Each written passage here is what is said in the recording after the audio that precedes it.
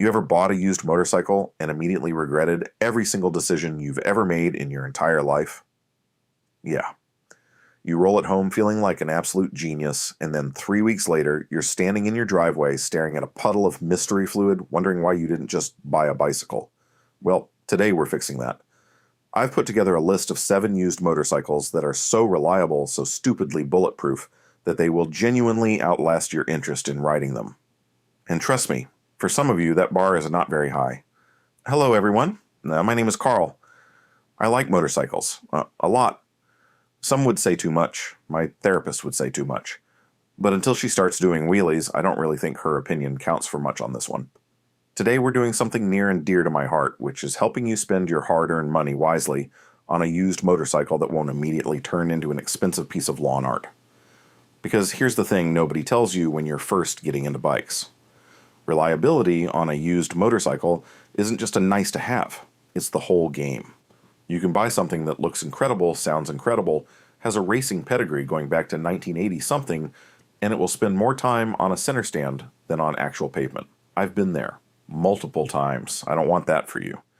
And while we're on the topic of community, if you haven't already joined our Discord server, what are you doing with your life? We've got thousands of riders, soon-to-be riders, and people who are just bike curious hanging out every single day. Link is below. We also have a giveaway running right now, and every dollar you spend over at carlnewmerch.com is an entry to win. Okay, promotion is officially over. Let's talk about reliable used bikes. Number 1, the Honda CB750. I know. You knew this was going to be on the list, and if you're rolling your eyes right now, I want you to stop, because your eye rolling does not change the fact that the CB750 is one of the most important, most reliable, and frankly, most influential motorcycles ever built. Period. End of discussion. I will die on this hill. Now, when I say CB750, I want to be a little more specific because Honda made a lot of variations of this bike over a lot of decades. The two you're most likely to find on the used market are the original SOHC version, which was produced from 1969 through the early 1980s, and the Nighthawk variant, which Honda kept producing in various forms all the way through the 90s and into the 2000s. Both of them are worth your attention, but for different reasons. The original SOHC CB750 is a legend, full stop. This is the bike that basically invented the modern superbike category and then proceeded to spend the next several decades proving that you don't have to be exotic to be exceptional. The inline 4-cylinder engine in that bike was so over-engineered for its era that people are still writing examples from the early 70s today, not as garage queens, as actual transportation. That should tell you everything. Now, the Nighthawk version is a little more modern and in some ways a little more practical for someone buying used today.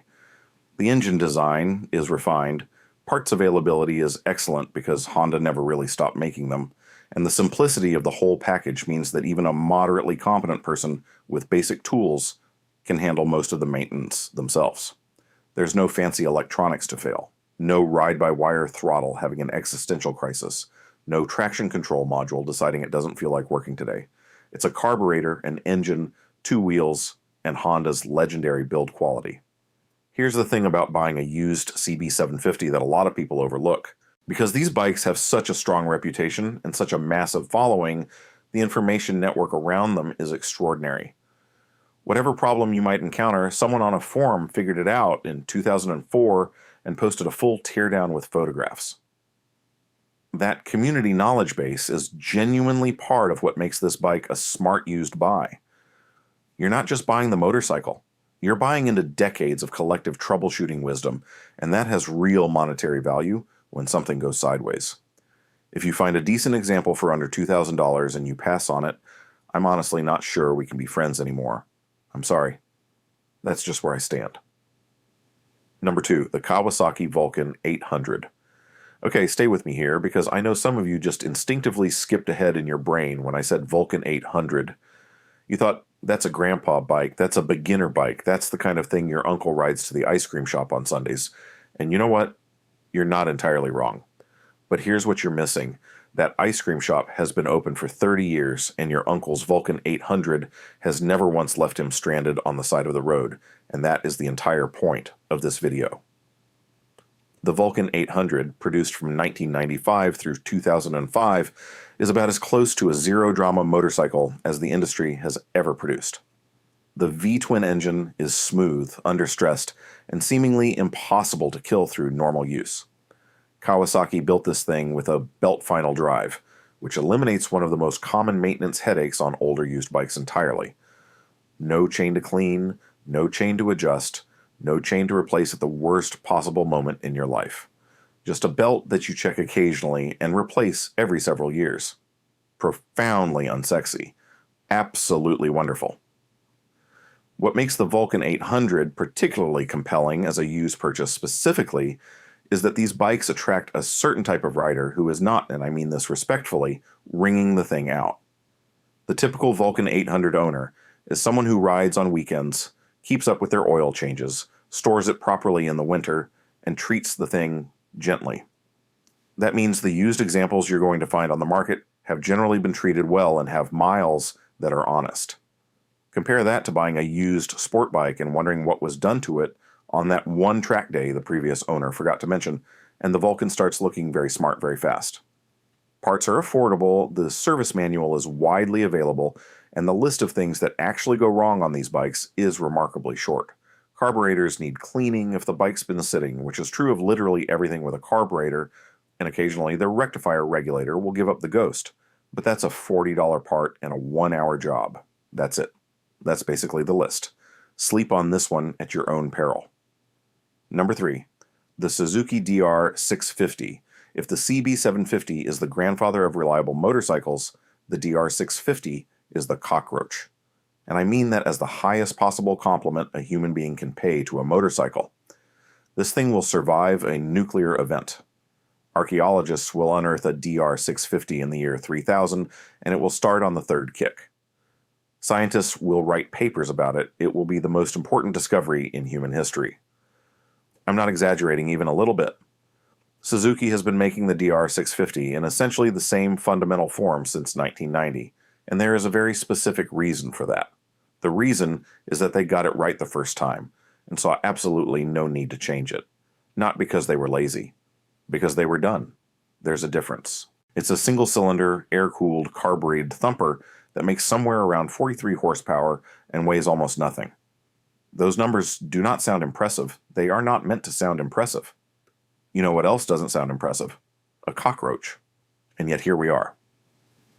The DR 650 does not care about your opinion of its horsepower figure. It does not care about your dyno charts or your 0 to 60 times or whatever your sport bike buddies are bragging about at the coffee shop this weekend.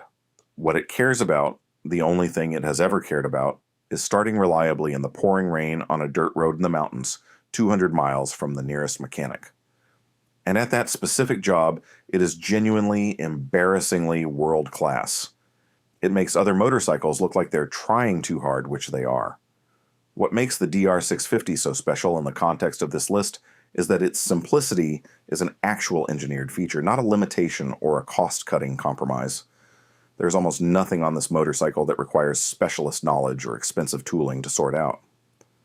Valve clearances need to be checked periodically, which is true of basically every engine ever built. The carburetor needs a clean if the bike's been sitting, again, universal truth of carbureted motorcycles. The air filter needs attention a little more frequently than on a pure road bike because this thing was designed to go places that don't have pavement and dirt gets in. That's the whole list. A moderately handy person, and I mean moderately, like someone who has successfully assembled IKEA furniture without crying, can handle virtually every maintenance task this bike requires in their own driveway with tools they already own on a Saturday afternoon and still have time to watch the game. The used market for DR 650s is genuinely fascinating because these bikes hold their value better than almost anything else in this displacement class. And that retention is itself one of the most honest signals the market can send you. When confidence in a platform is high, turnover is fast and prices stay firm. People buy DR 650s, and then when life forces them to sell, other people buy them immediately. That's not a coincidence. That's a 30-plus year track record speaking for itself. If you want a used bike that can commute, explore, go off-road occasionally, handle its own maintenance without drama, and still be worth something when you eventually decide to sell it, I genuinely cannot think of a smarter purchase on the used market today. Get one. Slap some luggage on it. Go somewhere that doesn't have cell service. You'll thank me later. The DR650 certainly won't need any thanks. It'll just keep running regardless. Number 4, the Honda Shadow 750. You know what genuinely baffles me? The fact that nobody talks about the Honda Shadow 750 as seriously as they should when it comes to used motorcycle value. People are out here paying twice as much for bikes with half the reliability pedigree, while these things sit on Craigslist all over the country for between $1,500 and $3,000, completely overlooked, criminally undervalued, collecting digital dust next to listings for rusty jet skis and someone's grandma's treadmill. It bothers me on a personal level. The VT 750, which Honda produced in various forms from 1983 all the way through 2013, and yes, I said 2013, is built on the same philosophical foundation as everything else Honda was making during that era. Which means it was engineered with so much margin for error and so much genuine attention to long-term durability that it almost feels like Honda was trying to prove something. And they were. The point was that Honda builds better motorcycles than their competitors. They were, in my humble and completely unbiased opinion, mostly right about that. Here's a detail that a lot of people gloss over when they're shopping cruisers in this class. The V-twin engine in the Shadow 750 is liquid-cooled. That might not sound like a headline, but it matters enormously when you're buying used. Liquid cooling means the engine runs more consistently across a wider range of temperatures and conditions, and it is dramatically more forgiving of the kind of benign neglect that used motorcycles inevitably accumulate across multiple owners and multiple years. The guy who forgot to change the oil on schedule for 2 straight seasons did less damage to a liquid-cooled Shadow than he would have to an air-cooled competitor. That's just physics working in your favor. On top of that, certain variants of the Shadow 750 came with a shaft final drive, which eliminates chain maintenance from your life entirely. No chain to clean, adjust, lubricate, or replace at the most inconvenient possible moment. The overall design is clean, well documented, and supported by decades worth of service information because Honda sold these motorcycles in absolutely enormous numbers across an enormous span of time. Whatever you need to know, someone has already written it down somewhere on the internet, probably with photographs. So here is my actual pitch, stated plainly. If you are newer to riding or returning after a long break, or honestly just someone who wants a used bike they can genuinely trust without treating it like a museum piece, the Shadow 750 is the best dollar-for-dollar used motorcycle purchase on this entire list. I said what I said, and I'm not taking it back. Number 5. The Yamaha Vstar 650, full transparency. I have a soft spot for the Vstar 650 that I'm not entirely able to explain rationally. Maybe it's because the first bike a close friend of mine owned was one of these, and it absorbed years of beginner mistakes and mechanical neglect without ever once complaining. Maybe it's because Yamaha built this thing with such overbuilt internals that it feels almost absurdly durable relative to its modest displacement. Or maybe I just think it looks cool. Probably some combination of all three. The IFTY 650 produced from 1998 through 2017, because yes, 19 years of nearly unchanged production, is a small displacement V-twin cruiser with a reputation for reliability that borders on monotonous. And I mean monotonous in the best possible way. Boring reliability is the best kind of reliability. You don't want drama from your used motorcycle. You want a bike that starts every time, drinks oil at a reasonable rate, and doesn't develop mysterious electrical gremlins at the worst possible moment. What I want to emphasize specifically about the Vstar 650 in the context of a used purchase is the parts situation.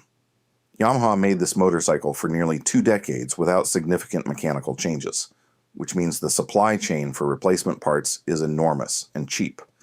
You can find essentially every wear item, every gasket, every seal, every filter, for a fraction of what you'd pay for equivalent parts on a more exotic or shorter production run bike.